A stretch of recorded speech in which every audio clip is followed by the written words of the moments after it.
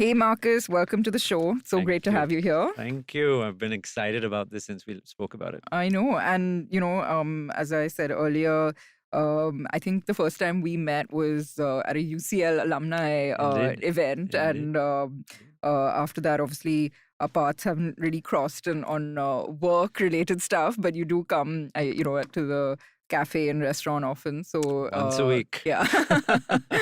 Well, it's great to have you here in a completely different sort of role now. Mm. I want to know, we've been, talking about this biohacking, and that's, I think, what intrigued me the most when, we talked about doing this episode. So, Yeah.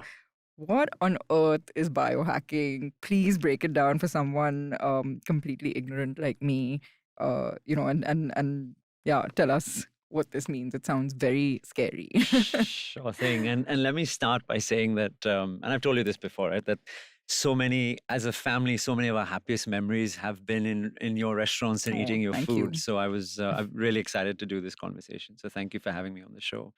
Um, so look, biohacking, if I can simply put it, is that like any other piece of technology, our machine, our biological machine, which is our body, has a software which is just continuously running. It's a physiology-based software.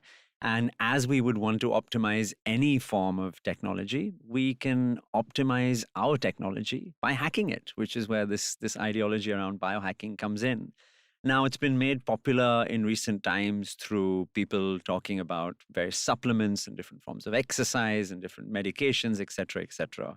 But as a physician, this might sound ironic, but I believe the best biohacks are lifestyle interventions, which are where you focus on the real simple things, which are the 5 pillars: sleep, fuel, movement, the environment, and your emotions. And if you can provide people with levers to manipulate those 5 pillars, then their probability of living a healthy, long life is really, really high, which is precisely what we want to achieve. So that's the And idea. I'm guessing also productivity, right? Absolutely. Yeah. Performance, productivity, you set your biological intent and you hack the software to get you there faster and in a more efficient manner. Yeah. Okay, so let's get right to it. Yeah. How do we do this? Yeah. Honestly, I sort of come at this from many different, I guess, different avatars. So one is just personally, Mm. being more health conscious, and that's a very sort of broad term. But Mm. and that health doesn't just mean what you eat, but your mental health, everything. How Mm. you feel. Um, I also want to sort of talk about it from the perspective of, a business owner leading sort of with a large team, Yeah. and being able to sort of maybe incorporate something like this and awareness about this into the culture of the organization, Yeah. because especially in the business that we're in, which is, restaurants and F&B, it's like a 24/7 job, and people are, it's physically quite intense, even though it may not seem that way. People on their feet, long hours and things. So that would be interesting. And then finally, as a mom, Mm. You sort of think like by feeding your child as less junk food as possible and sending them down to play is kind of doing the trick. But, Yeah. I'd love to know if there's something sort of more mindful and meaningful that can be incorporated. So let's start about it. Let's tell us how, what kind of sort of lifestyle modifications or improvements we can be doing for ourselves. All right, that's a lot of questions in Yeah. one question there. It's nice you're starting easy for me. Look, we're assets, right? So each of us wants to extend the performance and the longevity of that asset, i.e. the human body. And quite often you'll hear me talk about this idea of a health span, which is not just the number of years you live, but basically how many healthy years do you have in that? How far out can you push disease before we fall unwell? Which is the goal for all of us, right? Mhm. We all want to be healthy for as long as possible and enjoy life, whether it's at work, at home, or at play, all the things you just described. Now, as a physician, I'm a big believer of you can't treat what you can't measure, right? And we're living in a world where devices and information and data is just so prevalent. You and I, we create something in the region of 2 megabytes of data a second, Wow. right? Most of that, if not all of it, is actually being used to tell us or sell us things that we shouldn't buy, programs that we shouldn't watch, people that we shouldn't date, etc., etc. And a very, very small percentage of it all is actually being used to augment the human health experience, which is precisely what the journey that I'm going down. So how do we use that information? How do we use that data, which we're each creating, to augment that experience, that health experience for ourselves, right? But keeping it really simple and keeping it really basic. So when I spoke about the 5 pillars previously, and we can deep dive into each and every one as we progress, right? We always start with sleep because 70% of performance is based on your recovery, your body's ability to recover. I'm training for my first half Ironman. I've been running full Wow. marathons for a long time, but this is the first time I'm taking it to the next level. And what I'm seeing, even in this very intense, packed training schedule, I'm only 9 weeks out from the event. Like you, entrepreneur, I've got 2 young kids at home, busy lifestyle, etc. The biggest facet that I can add to my training regime is ensuring that my body's recovery is optimized. And there are many, many different hacks, and we can talk about those, right? So that's the first big area. A person studying their sleep and their recovery and seeing what she or he can do in that environment to optimize it for a better outcome. The second then moves on to how you fuel. And this is where all the work you do come in, right? How do you fuel that body to Don't be? throw shade on everything I do now. No. I think it's a very, very important Yeah. piece, right? Because just as you have a car or any vehicle, and the fuel you put in will obviously dictate how long it runs. In the same way, we should treat our body with that same degree of thought process. Mindfully eat, consume healthy, and ensure that the palate, etc., is being well satiated, which is where the great meals you cook come in, of course. Then there's movement and exercise. People often think about exercise as just running or going to the gym, but truthfully, there are 5 forms of movement. There's aerobic exercise like running, cycling, swimming, etc. There's anaerobic forms of exercise, which is high intensity interval training, Tabata, certain sports like tennis, squash. There is strength training. There is balance. And then finally, there's flexibility. And all of these are important, particularly the last 3 that I mentioned, which is around strength training, balance, and flexibility. Very, very important for the latter years of our life, right? We lose an incredible amount of muscle the older we get. And the ability of the body to then put that back on gets harder and harder, right? So it's very important in our 30s and 40s, we really invest in resistance training to bulk up as much muscle as we can so that that rate of decline reduces as we get older. Then we look at the environment because each of us is not an organism in isolation. Environment is not just the physical environment, the place you spend the time in the office, your home, at play, but the people you spend your time with as well, right? Who are the people that you surround yourself with in terms of people that give you energy and people, because we all have them, people that take energy from us. And it's a healthy balance that we need to achieve between both of those. If we got young kids, then we need to ensure that we're surrounding ourselves with the right environment for them that's inculcating a sense of nurturing growth mentally, physically, emotionally, etc. And then the last is that piece of emotion, right? Behavior change, mood, emotion, because we think we're logical beings, but we're anything far from it. 90% of the decisions we make are subconscious, driven on, as I said, that psychological code that we have. And a very, very little amount is actually penetrating through to our higher cerebral executive functions that require a degree of decision making. So the background code is really important, and how we set it and what we can do to manipulate that as we age. Because this saying that we heard and learned in school, which is a leopard can't change its spots, so you can't teach an old dog new tricks, completely wrong. The ability of any of us to create a new habit is as easy as snapping our fingers. We just need to know how and apply the right context around it for it to become ingrained as second nature. So all of this is more and more in our control than we possibly think of. And the idea that we do with biohacking is prescribing, and people who are watching the video will see me do air quotes at the same time, prescribing those lifestyle modifications at the right time for the right person in the right context. In the same way that I might prescribe metformin if you had, pre-diabetes or suffering from diabetes, and it would tell you what the dosage is, when you should take it, what you should be averse around. It's the same with a biohack. What is the biohack? When should you do it? For how long should you do it? What you need to be aware of around it, and then you lead to those changes that you want to see in your life. So that's sort of the background framework for this. Yeah. So obviously the next question is, how and what are these biohacks Yeah. in these sort of 5 pillars? And is this where I believe you're developing an app? So is this what that's meant to kind of facilitate Yeah. for someone to, create something customized to them and for what they need. Yeah, precisely. So, so I fell out of the love for clinical practice, or rather practicing medicine about 12, 14 years ago, because medicine as a paradigm is sick care focused, right? We call it healthcare practice, but it's really focused on disease, the treatment of disease and the mitigation of that. Very, very important role to play in society. But I think that as a species, we have moved on from just treating disease. We have moved on from prevention of disease. And I think we're entering a paradigm where we're looking at optimizing, right? So focusing on being the best version of ourselves. And this is where devices and data have such a big role to play. So in order for this intelligence to reach as many people as possible, this idea of democratization of health span, this is precisely what the work I'm doing with Human Edge is focused on. So creating a mechanism that each of us is empowered through digital technology to understand what their biology is telling them, and then to use this methodology to be the best version of themselves. I gave a TED talk about 5 years ago now, and it's really interesting looking back at that talk today to see where we are today versus what I was envisaging. And it's incredible how the world has changed to allow us to do that with technology, wearable devices, et cetera, et cetera. But let's jump into the science, right? People want to know how, not just what we're doing. Absolutely. Yeah, yeah.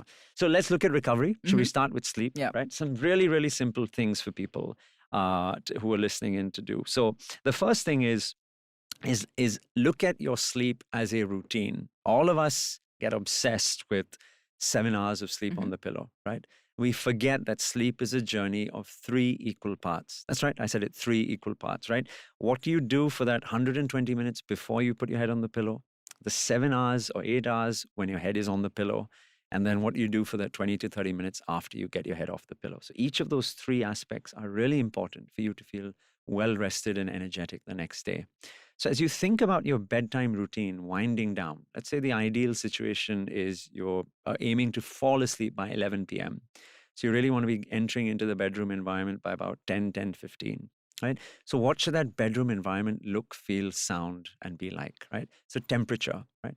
The body's restorative capacity is optimized when you are immersed in a temperature band between 16 to 18 degrees Celsius, right? So people like you and I living in temperate zones, warm countries around the world, air conditioning has a really powerful effect when it comes to optimizing your recovery. Now, there are people who complain of sinusitis and challenges with breathing. And of course, then it needs to be looked at separately. But for those who can tolerate it, and if your partner or spouse can tolerate it, because that's often, and I don't have a biohack for that, by the way, but if your partner and spouse can tolerate it, then optimizing the temperature of your room to 16 to 18 degrees is really critical. Having a very, very dark environment. So investing in good quality blackout blinds, curtains to make sure that the light levels are pretty much near zero. Ensuring that there are no LEDs in the bedroom. So this is a game that we play every time we spend a night in a hotel room, is finding all those damn little red LEDs, figuring out which bulb, which switch does what, and then covering them up as well. And controlling for that light experience. Why? Because the retina, which is the light sensitive region at the back of our eyes, respond to light. It directly connects via the optic nerve to the visual cortex at the back of the brain.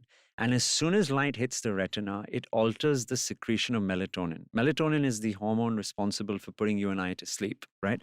So we want that melatonin level to be as high as possible.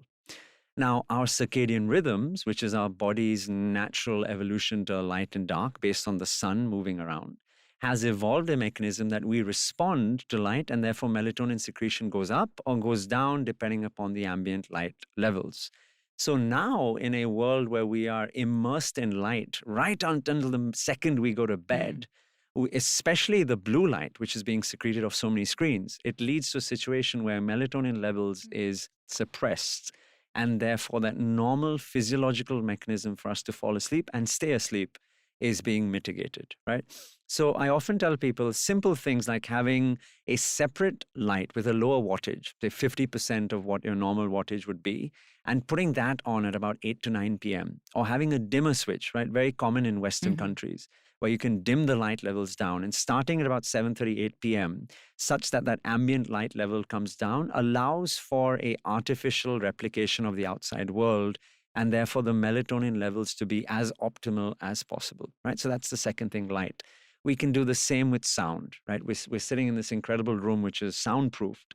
And there's a lot that we can do to ensure that our bedrooms are a quiet environment as well. Double glazed windows, heavier set curtains, carpet and rugs, Hmm. even the quality of mattresses, pillows, etc., can really optimize to ensure that the bedroom is quiet. So like that, there are literally hundreds. I could go on for Hmm. hours, but many biohacks around the bedroom environment and what to do before and during the night. Another really powerful biohack is magnesium. Right? People will often hear me speak about micronutrients, and let me add this very important disclaimer: micronutrients have an important role to play in our lives. Why? It's not that I'm saying that we should all be on it, but we should appreciate, and I think you probably are even more an expert than I am, the quality of soil over the last 4 or 5 decades has reached the stage where there's pretty much no nutrient coming in, Yeah. right? And if your soil is not optimized, it's not getting to the plant, not getting to the food chain, and therefore not entering us, right? So in that regard, our body's need for micronutrients hasn't disappeared. Sure. So we need to get it from somewhere, right? Secondly, our palates have become increasingly restrictive. If you look at what we eat versus our ancestors, the amount or the variety of food has reduced significantly. A typical person will eat the same 8 or 9 dishes on a weekly basis. Whereas if you look back through history, anthropologically, we had seasonal variances in grain, Right. in seed, in nuts, in root, in animal availability, et cetera, et cetera. So that's another really important facet. And the third is that a lot of our food is now has additives to there, whether Hmm. it's chemicals, pesticides, hormones, antibiotics, etc., which all have an impact to play on our body. So micronutrient at the right dosage for the right person, for the right objective is really important. And one of the biggest and most important ones for us is magnesium. If there was one micronutrient that I would prescribe everyone, and which I do actually, is magnesium. 400 milligrams of magnesium at 8 p.m., it's about 2 hours before you want to get to bed, is the optimal time to have magnesium. Magnesium is great for immunity, but it's also really good for optimizing recovery Does as it well. have any side effects though? No, actually, magnesium is a very safe and well tolerated micronutrient. In fact, there's some interplay that it has with calcium, but otherwise, your body, if you're in a healthy state, will just excrete out any excess that you have. So that's another, particularly people who are looking at sleep and recovery. Magnesium is a really powerful micronutrient to have. So these are just some of the biohacks that a person can start to do when it comes to optimizing their sleep and recovery. Yeah. So all those taking those Restils now hopefully don't need to. I hope not. Melatonin has. So I sometimes use melatonin for transatlantic flights, Sure. particularly if I'm going to the US for 3 or 4 days. Then it has a role to play there. But melatonin has a time and place, but it should never be taken for long and extended periods of time because your body becomes used to exogenous and therefore starts to secrete less internally.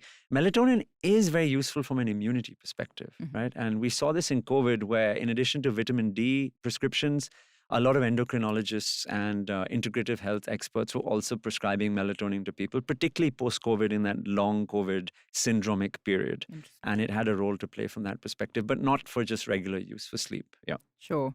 So, you also mentioned about when you wake up, and I've heard people talk about how you shouldn't look at your phone first thing when you Yeah. wake up and things. So, and I'm guessing it's partly like because you don't want to induce stress for all the things that, Indeed. Yeah.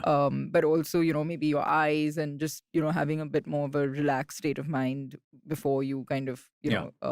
deal with the rest of the day, right? So, I'm guessing that's sort of also one of the things that you would advocate. Absolutely. If you visit our home, you'll see in our bedroom it's a completely screen-free, let alone device-free, screen-free environment. Right. Our clock is an old-fashioned analog clock. We have old-fashioned alarm clocks. We don't charge anything to plug to power up overnight. There's no TV screens. We don't even have a Kindle in our bedroom. And it's an important message for our children as well, right? To educate them because they've got such young minds that they just suck up everything that their parents are doing around them. So make sure your bedrooms are completely device free. And the simple adage is, in the same way you want your body to enter the bedroom to recharge itself, have your phone charge in another room so that Hmm. it can charge itself, right? So that instinctively it's not the first thing you reach out to, not only in the morning, but through the night as well, Hmm. right? So you don't have Very that. interesting. Yeah. Yeah. Um, Let's talk about the second aspect, which I guess is a little Fuel. close to Yeah. closer to home. Yeah. Of course, consuming sort of having finding a healthy balance in what you have is Yeah. really important. But what I want to sort of and that's kind of an occupational hazard for me is you know not necessarily eating all the right things at the right time, just nature of work and Yeah. also just sheer bad habit, I guess, on my part. But one thing I try and do to offset that is intermittent fasting. Yep. And I've heard sort of extreme views on this, and but it's what works for me because I can't necessarily control what I have during the time that I'm eating, just tastings and whatnot. That I find this the most effective for Yeah. me because I'm able to stop eating, and that's the and it's I do it on and off depending on sort of when I'm traveling or at home and things, and I find that the most effective. Mm. But I have heard sort of opposing views on this, and to be honest, growing up, I'd never seen anyone around me do it, in family or friends, etc. It's something that I think has really come to the fore in sort of more recent years, and it could be that we were practicing it to some extent inadvertently. Mm. Maybe ancestors were, just because by eating early and before sleeping, and if you do it like that, eat early dinner and a slightly later breakfast. But what are your views on this? So I find it fascinating that anthropologically, intermittent fasting has been a tool which has been with us since the beginning of our species. In fact, we as a primate species were able to leave Africa and survive in Europe because our bodies developed a capacity to convert fructose, which is nature's sugar in fruit, into a form of fat which could be stored, which allowed our ancestors to survive those harsh cold winters. If we didn't have that capacity, we wouldn't have been able to venture beyond sort of Africa and therefore penetrate to other parts of the world. You look at any religion or spiritual practice. So my wife comes from a Jain family. They have Padushan coming Mm-hmm. up at the end of the month. You've got Muharram today, right? So Islam, Judaism, Christianity, Buddhism, all of these spiritual practices and religions have a form of fasting which has been woven into its dogma, right? So there was clearly some intelligence or idea behind this is an important practice and it leads to a benefit. Now, I think we're reaching that stage in science or biology today where we're able to investigate the whys, but clearly, the hows, etc., or rather the hows, but clearly the whys Yeah. have existed for a long period of time. The most recent evidence around IF, intermittent fasting, which was recently published about 2 months ago, has suggested that it's not just the eating window per se, but it's also the restriction in calories, which is leading to the benefit to the individual, right? So when we talk about intermittent fasting, a more appropriate terminology would be time restricted eating, i.e., eating within certain windows of time, right? And in some instances, people may decrease the amount of time, i.e., they only eat for 4 to 6 hours, but they will still be consuming the same amount of calories as they would if they were eating all the time, right? And most of the most recent studies seems to suggest that that doesn't confer at least a longevity benefit to the individual, that the longevity benefit occurs when there is a time restricted window and there is a slight reduction in calorie consumption as well. However, as with everything in science, there's always the other side. When it comes to a pure metabolic perspective, just looking at your metabolism, whether you're wearing a glucose patch or studying your glucose levels, and we're living in a world where metabolic syndrome is an exploding phenomena, then allowing the body rest. And when I say rest, I don't mean the long rest that are there in these practices, but even that 6, 8, 12, 14-hour windows allows for the fuel which is being consumed to be migrated to the right compartment through the work of insulin and the other metabolic purposes in order for us to achieve a state of health. So I use IF, or rather time restricted eating, very effectively, particularly post-COVID. When I was a frontline medic during the first wave, I was being deputed to G Ward South, so I was working with the BMC in the slums. And this is right when COVID really took hold. And these are days before we even had testing, where all of it was based on clinical history taking and examining patients. Unfortunately, in that first wave, I fell ill with COVID, and it was days when we didn't have much in terms of an armory to treat it. And in addition to the pneumonia, I also developed this strange neurological phenomena, which meant that I was put on high dose steroids for a period of time, which altered my metabolism and it made me pre-diabetic to, Oh, something that I'd never experienced previously, especially someone who's so fit right. and likes to stay healthy. And one of the best techniques that I found to correct that metabolism for myself was time restricted eating. I lost a significant amount of weight through that, 11, 12 kilos. And I've now learned to how to use it in some people, right? It's not for everyone. I think people still have challenges when it comes to the migraine, which is really your body's withdrawal from carbohydrate. And some people have issues around hyperacidity. Both of those can be tolerated and I won't say medicated, but can be controlled, Managed. can Yeah. be managed. Yeah, thank you. So there is a place for time restrictive eating, but I think it depends on what is the goal with that individual. Are you looking to just lose weight, in which case there are probably more effective ways? Or is there a metabolic change that you need to make? Or is there a longevity benefit, which increasingly science is suggestive thereof? So I think, it's one of those areas where more science and more study will ultimately tell us how it works. As to why it works, well, Hmm. history is as old as time. Yeah. So speaking of fasting, I saw that you did a 72-hour Hmm. water only fast. That sounds near impossible for someone like me.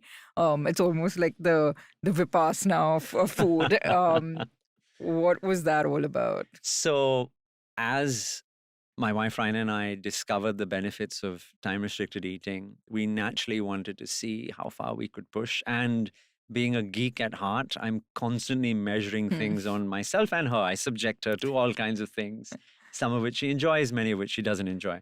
And this fasting window extension was one of the things which we became more and more curious about, because when you extend the fast window, the first benefit is the metabolic gain, right? In terms of body's resistance or sensitivity rather to insulin, and therefore how to manage glucose. But as you take that out further and further, the science is suggestive that first you enter a phase of autophagy, which is self-cleanse, auto-self-phagy eat. So there's a recycling that happens inside of your cells so that old gunky proteins and structures are broken down and recycled to create new cells, which is great. And then if you take that further and further out, there seems to be some benefit to stem cell rejuvenation, immune system, etc. So we reached a very comfortable stage about a year in after first COVID, wherein once a week, 24 hours became a breeze, right? Every Monday, typically, we'd be on a complete water-only fast. And then 2, 3 times a week, we'd add in a larger 14, 16-hour window.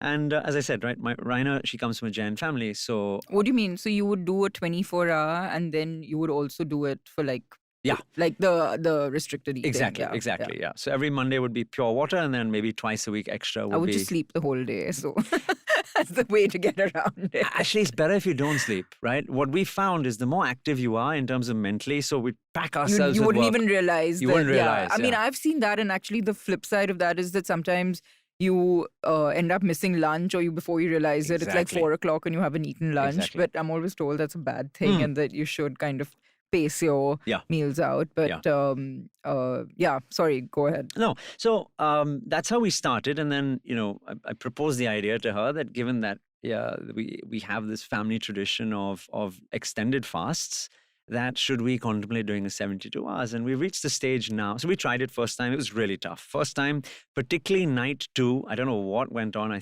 think it was a ketogenic response.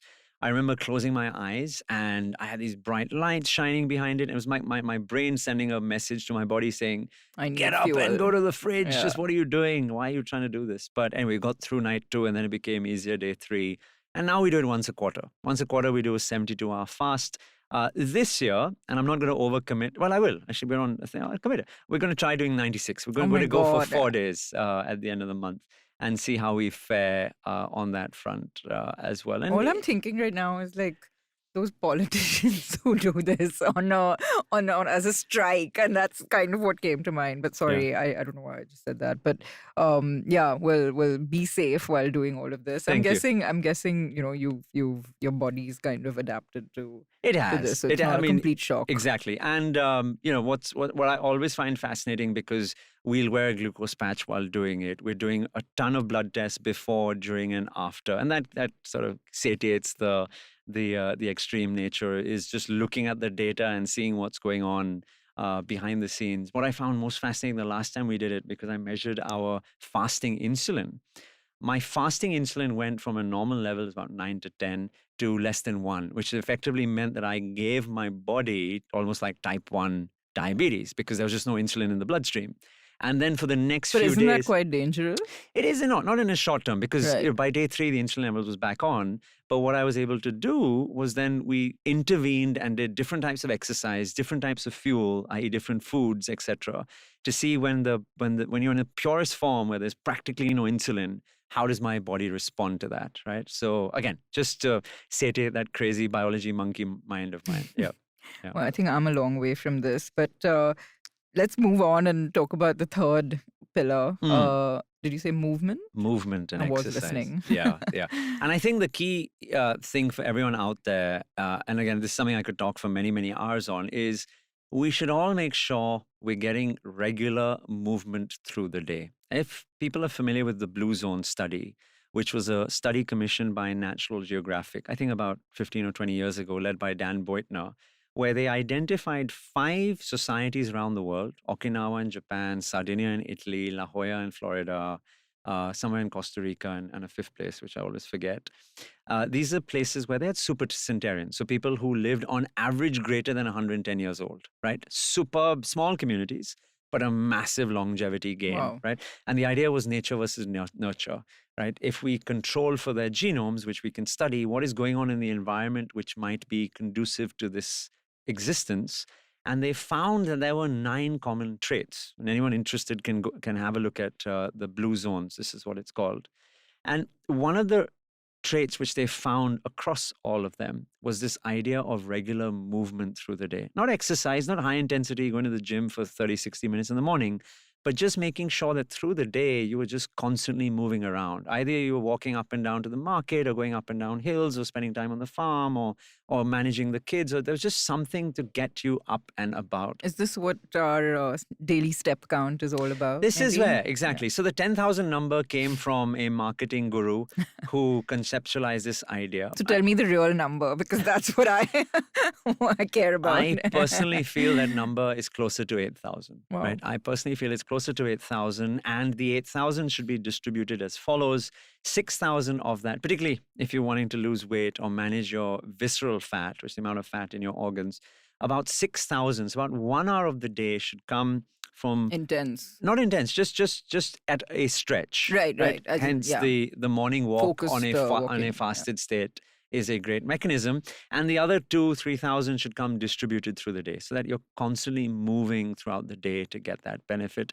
There was an interesting study, I forget the citation, but I think it was done by the National Institute of Public Health in Copenhagen, where they studied individuals who would exercise for 30 to 40 minutes in the morning, which is the WHO recommendation, but then sat for greater than 6 hours a day. And all of that exercise benefit was negated by then sitting for 6-7 hours, right? So that's a fallacy that we think, oh, we'll hit the gym or we go for a run in the morning and then you're I'll done. sit back. Yeah, it's the opposite. You should gradually be gently moving throughout the day to get the maximum form. So that's number one. The second thing that I encourage people, and I'll just leave people with 3 on this, but the second thing is the high intensity exercise, right? So there's aerobic activity, which is what we were just describing, and there's anaerobic, which is where you're forcing the body to create and consume a fuel in a very short period of time, but at a high intensity, right? Think of Michael Phelps swimming the 50 meters, or think of Usain Bolt running the 100 meters, right?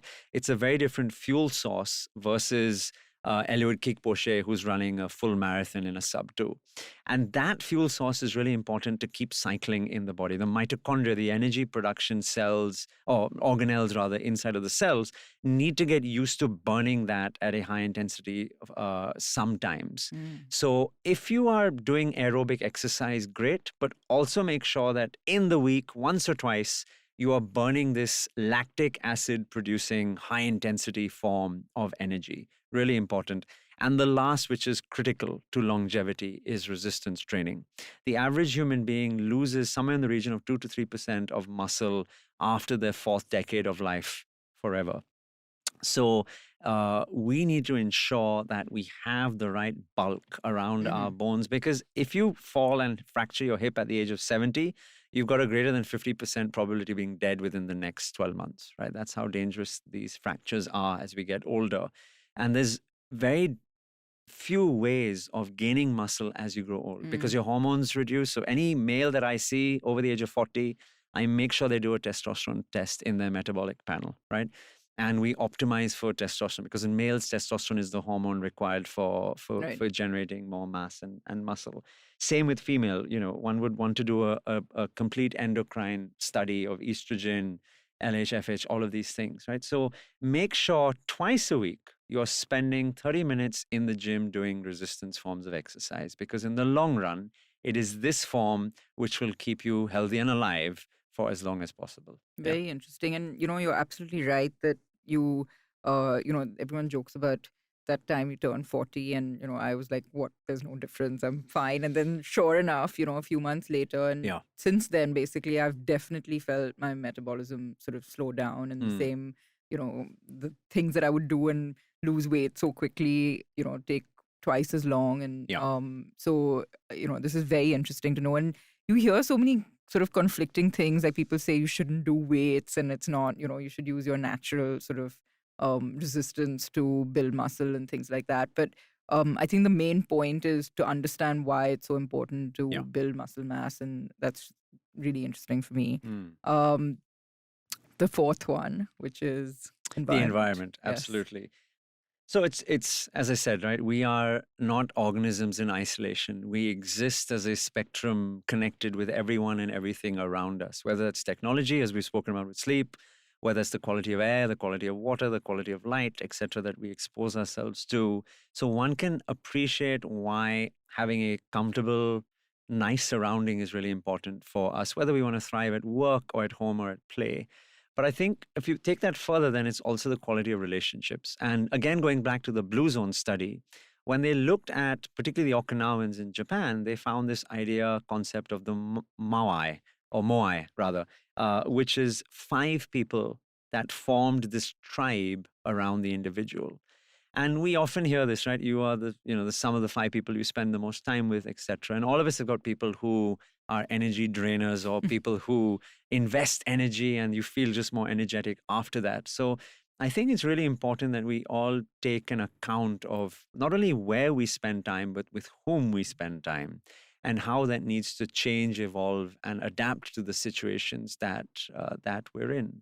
And that's where this ideology of, therefore, biohacking the environment, the physical environment, whether we spoke about light and sound and temperature when it comes to sleep, but also taking cues and thinking about the nature of your personal relationships, gratitude, empathy, joy, compassion.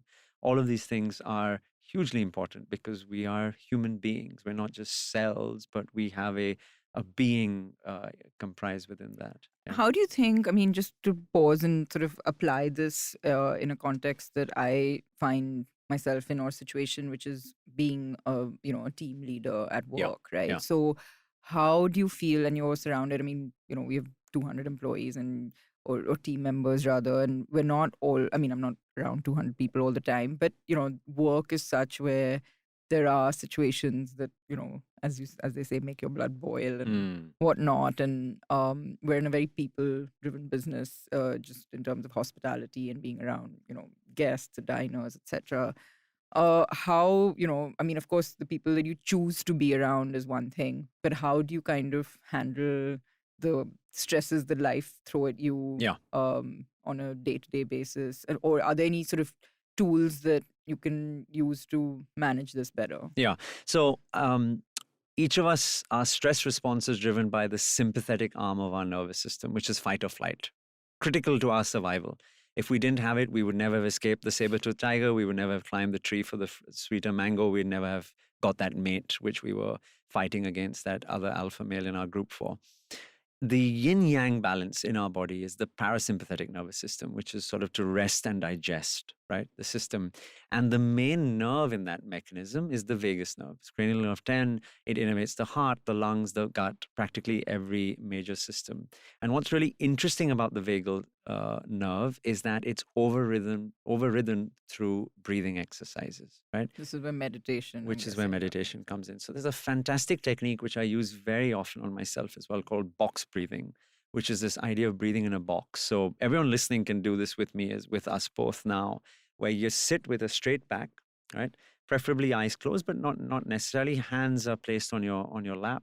And we're going to breathe in for 4 counts. We're going to hold for 4 counts. We're going to breathe out for 4 counts and repeat it, right? That's why it's called box. So everyone listening can breathe in, but breathe in through the nose. So 1, 2, 3, 4. Now hold your breath. 4, 3, 2, 1, and breathe out through your mouth. 1, 2, 3, 4, and hold your breath. 1, 2, 3, 4. We'll do one more cycle. Breathe in from your nose. 1, 2, 3, 4. Hold. 4, 3, 2, 1, and breathe out gently from your mouth. 4, 3, 2, 1. So when you do this box 4 times, it takes you 16 times 4, right? 64 seconds. So just over a minute. You can do it literally anywhere. But what's really interesting about this technique is you're physically overriding the stress response through the parasympathetic nerve activation. If I was measuring your heart rate right now, I would immediately see a 6 to 8 beats per minute reduction.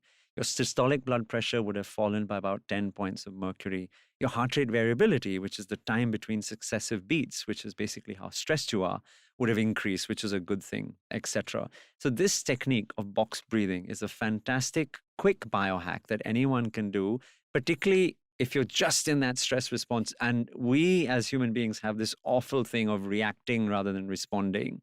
And I just find that by box breathing for that 1 minute creates that space that allows me to center myself before if I need to charge out again, that's fine. But at least I'm doing so willingly and not through subconscious control. Yeah. Very interesting. Definitely going to try that. There Yeah. are plenty of opportunities for me to do this at work.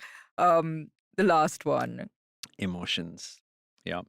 It's a subject I've been fascinating about. I mean, even in the book I wrote, I dedicated the last chapter to mind over matter, because even if any athlete, and I got to study and talk to some incredible endurance people who summited Everest, who've run full marathons, who've achieved XYZ. It is that brain's ability to override the body at the right time, which is the difference between success and failure, right?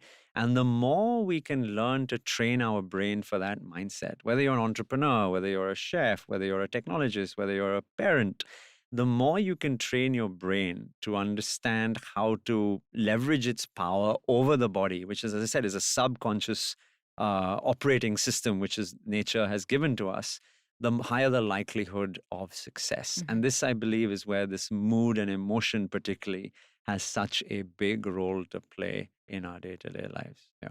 And I mean, is this again something that you sort of help people through? Yeah. You intend to? Yeah.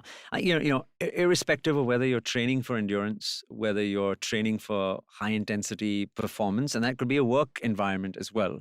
Quite a lot of the work we do at Human Edge is with CEOs, with corporate leaders. We call them corporate athletes. The difference between a sports athlete is that she or he has the advantage of only having to perform for a limited period of time in a very specific arena, right? And they have this incredible team around them that will take care of their nutrition and this and that and optimize them, etc. Stuff that I used to do and we do in the other sphere. But for a corporate athlete, their job is much harder. She has to perform 6 days a week, 7 days a week, 14, 16, 18 hours a day, then go home or be in that home environment and manage all the other stuff around us as well. And so this ability to manage that process is really, really important. So I think these are all, and that's where this idea of biohacking comes in, right? Small things that we can each do, whether it's the box breathing, whether it's optimizing sleep so that even if you are only able to sleep for 5 hours a night, you're doing it in a temperature-controlled, light, restricted, quiet environment. So when you are asleep, your body is getting the maximum benefit from that restorative process. So looking at all these tiny things, because truthfully, they compound up. So Mm. like investing, right? The SIP approach, small, tiny investments over a lifetime, which lead to long-term gain. And the same way we do it for wealth creation, we should do it for health creation as well. Yeah. So I know a lot of us do this, or become more mindful of all this when we've either, hit Mm. rock bottom or like the most sort of stressful peak of our lives, Yeah. etc. Yeah. You're a dad to two kids, and I'm a mom to one. How do we kind of uh, inculcate, this to i- at a younger age, so Mm. that it just becomes a way of life, and Mm. it's not something that you have to force yourself to adapt to a lot later on. I think in terms of role modeling, it's lead by example, right? Whether it's the time my wife and I spend outdoors, and we're very open and vocal, and we post a lot about this as Yeah. well. We love spending time in nature, and we've been very fortunate that our kids, Aiden, who's now 6, and Eva, who will be 4, also have adapted or rather been attracted to this idea of being like outdoor bunnies to some degree, right? Getting dirty in the mud and climbing things, etc. Fuel, simple things around the home, right? Making changes, white rice to red rice, whole grain or simple grains to whole grains or bajras and ragis and jawars, etc. Switching from normal dairy products to almond milk that we'll make at home. So tiny little things, but at the young age can influence them. And I think for all of us as parents, right? It's not to make clones of ourselves, but it's just to open their eyes and hopefully set them on a path that they will make the right choices in life, because their lives belong to tomorrow, where we'll never go, as Rumi says. So we just want to equip them with the right mindset that they can then choose wisely for their lifetime. Yeah. Absolutely. Going back to this point about you can't treat what you can't measure. Yeah. I see you're wearing a ring. I don't know. I mean, it's what are these rings called? This is the These Aura ring. Yeah. Aura ring, Yeah. and you have these glucose patches that Yeah. have really flooded the market now. Um, you know, for someone like me, and honestly, I've been bombarded with a lot of these, Yeah. ads for this, and I'm like, I'm on this path to being healthier and my looking after my well-being and being more mindful. So should I invest in one of these? And then when I start reading about it, honestly, at some point, um, I, I sort of drop off in a way because uh, I can't understand how measuring or getting this data, how that sort of converts into something beneficial for me. So Yeah. yes, you get all this data. I mean, yes, with steps, you're probably burning X number of calories, or you're like, it's the thing to do, so you do it. Yeah. But say with a glucose patch, where you're able to see how your glucose spikes after certain things you've eaten, and you probably know a lot of these things are going to spike your glucose. If you have a big fat chocolate donut, you know that it's probably going to have that effect, right? So then what? Yeah. I think that's the sort of missing link for someone like me. And is it something that now we're constantly sort of using whatever machines or tech rather to and we're constantly monitoring everything we're doing, and it's just sort of you're losing the you know just enjoying life as I think of it in a very simplistic way. Yeah.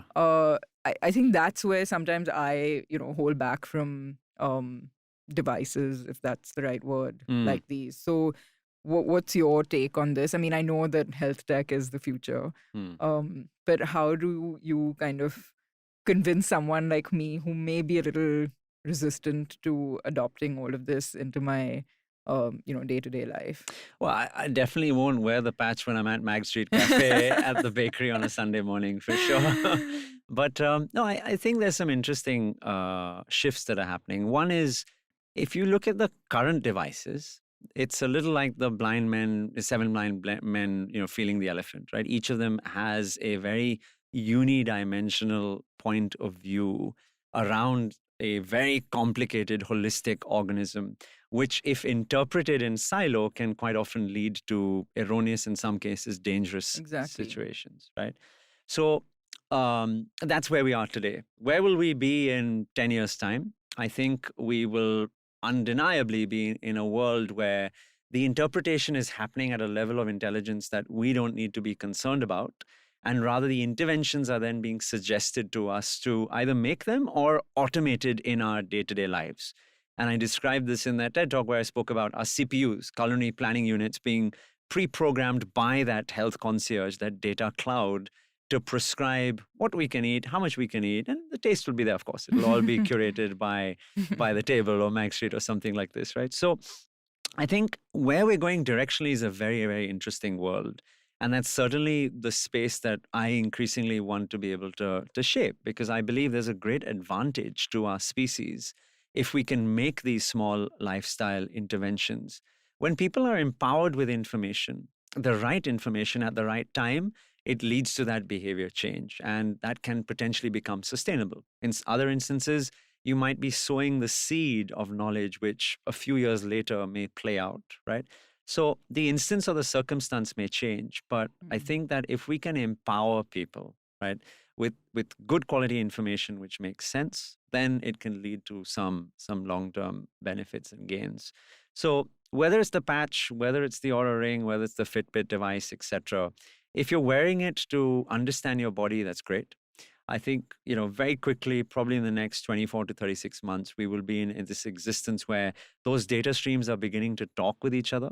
And using that intelligent systems like ours or many others will be able to suggest to you, this is your option for what you should be doing.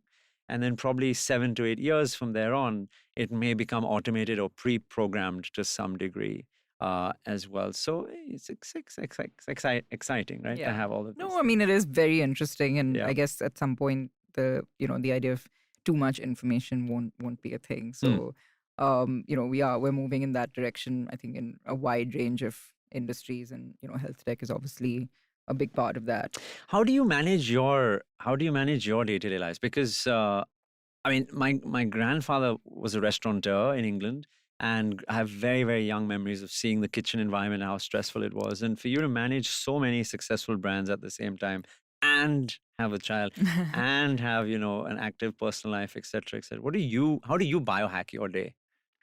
So honestly, I've never thought of it that way. Yeah. But a lot of the things that you were saying are things that I've been trying to incorporate into my life without sort of maybe thinking about it in this sort of more structured way. But of course, sleep, and that's very easy for me. I'm usually out like an old auntie by 10 o'clock. So that's one thing. I love my sleep, and it's something I sort of treasure. I probably sleep a lot more than I should, in fact. So that's one thing. But I think it's not just about sleep, it's also quality of sleep, right? And then you don't wake up in the night and things like that. Intermittent fasting, that's something I'm sort of trying every so often to do. But again, the nature of my work is such that I have to break it sometimes. But I find that the sort of easiest way to kind of balance what I eat the rest of the time when I do eat. But again, it was interesting that you said that, it's not just that you can eat whatever you want during that 8-hour window or whatever eating time there is, but it's also, again, the number of calories and things. The number and nature of calories, right. Both. Yeah. And I think just, I've, from the time we started this business 12 years ago to today, I know that a lot of how I react or respond, as you said, and sometimes respond to situations that seem stressful has changed. The things that would trigger me 10 years ago has definitely changed today, and the other things that trigger me now. But it's something that I'm trying to be more aware of so that I don't have that. Because I'll be honest, I mean, and it's probably not unique to the F&B industry. I'm sure it's in a lot of businesses that are consumer facing. But, there's plenty of stressful situations thrown at you every single day. And I think that, that's why I was very interested to understand that as a sort of leader and a, mentor and example to everyone around me, it's really important as to how I sort of behave, right, in all these situations. So I think I'm trying to kind of be more reflective and pause before reacting. And also, you realize with sort of experience that it's not the end of the world every 5 Yeah. minutes. Yeah. So hopefully all of this, and I'm definitely, you've given me a lot of food for thought, pardon the pun, but you have, and I hope to incorporate some of this into my life. But speaking of being an entrepreneur, I mean, you've gone from medical student to, doctor, full-time doctor, to, author, now entrepreneur. So how's that been for you? How's that transition been for you? Serendipitous, exciting, scary. Yeah, it's my North Star is biology. I just love biology. I love the human body. I love the ideology of getting the most out of this life that we've been so fortunate to have been given. Whether it was working with fighter pilots in the Air Force or with astronauts at NASA, this ability that this body is just anti-fragile. You can push it to the limits. It doesn't break. It becomes a stronger version. And then how do we apply that to our day-to-day lives, right? Not just from a disease care perspective, but truly from a health span perspective, and allowing that information to be democratized and every human being to have access to that information. That's the journey that excites me. We're living in this amazing age of biology and technology, and these two worlds just coming together closer and closer. For all of the pitfalls and suffering that we've gone through because of the pandemic, I think the biggest advantage we've had is this grand realization of the importance of health and well-being, whether it's us individually, whether it's within our teams, organizations, or whether it's within our nation states, right? Every entity has discovered how important this is. And so I just find myself at that interesting point where I am passionate, I can create change, I have an influence to create change, and there's a degree of intelligence or information that I have that could be made available to other people, and that just keeps me going. So I'm excited. I don't know where this whole journey goes on, but I'll just keep on chugging along. So is your app available for people to download? Or? Not yet. It will be. So the business is called Human Edge. You can visit the site, humanedge.co. From January, the app will be available on the Play Store, Apple, and Android. But up until then, I'm more than happy to connect with people and share my biohacks with them online. Well, and for those of you who can see this, Marcus has also written At the Human Edge, which is, I started reading it, and, even though I'm not in the least bit a science student, but it's hugely informative and interesting, perspective on our bodies. So, I definitely recommend that. Okay, we're going to take a quick break, and we'll be back for the fun last segment of the show. Okay, all right. Hello, everybody. It's been another great week on the IVM Podcast Network. On The Habit Coach, Ashton explains the meaning of red flags in relationships and the fears developing around them. On the Filter Coffee Podcast, Karthik talks to Nishta Nitya, mission head at the UN, about the intricacies of gender equality and the essential change in societal outlook towards women. On the Ideas Project, this is an exciting new show you should check out if you haven't yet.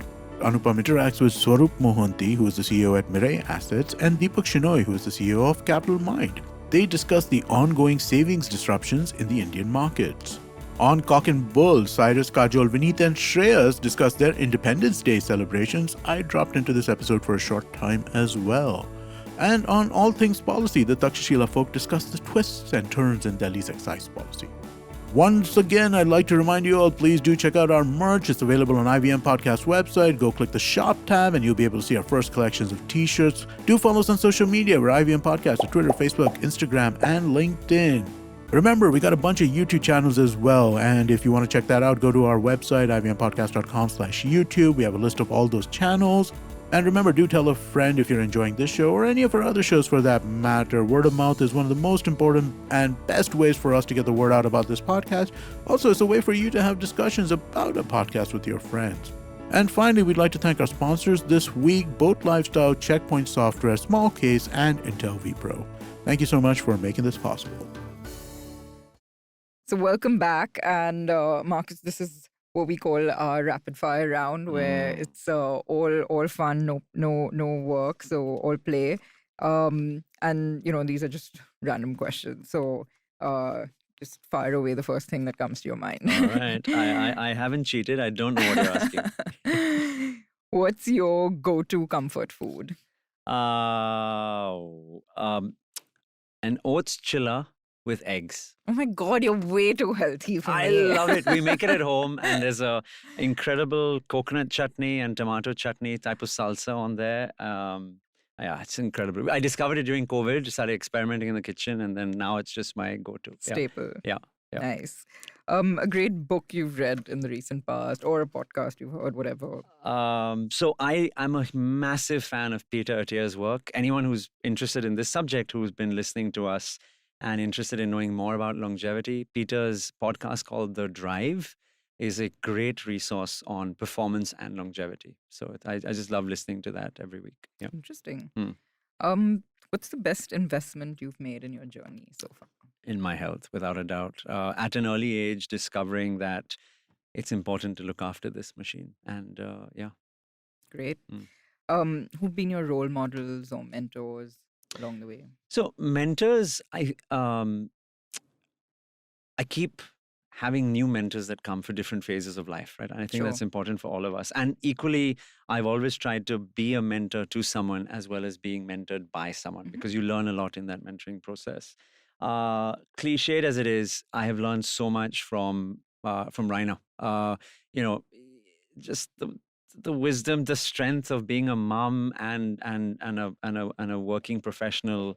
It's just been incredible, and yeah, I'm very fortunate. Do you guys work together, or? We don't. We set up this this medicine collection drive, which you may have heard of, Meds for More, which became this citizen. That was level. amazing. I remember during COVID, and you were asking people basically to give unused and unexpired medicines. It's still going.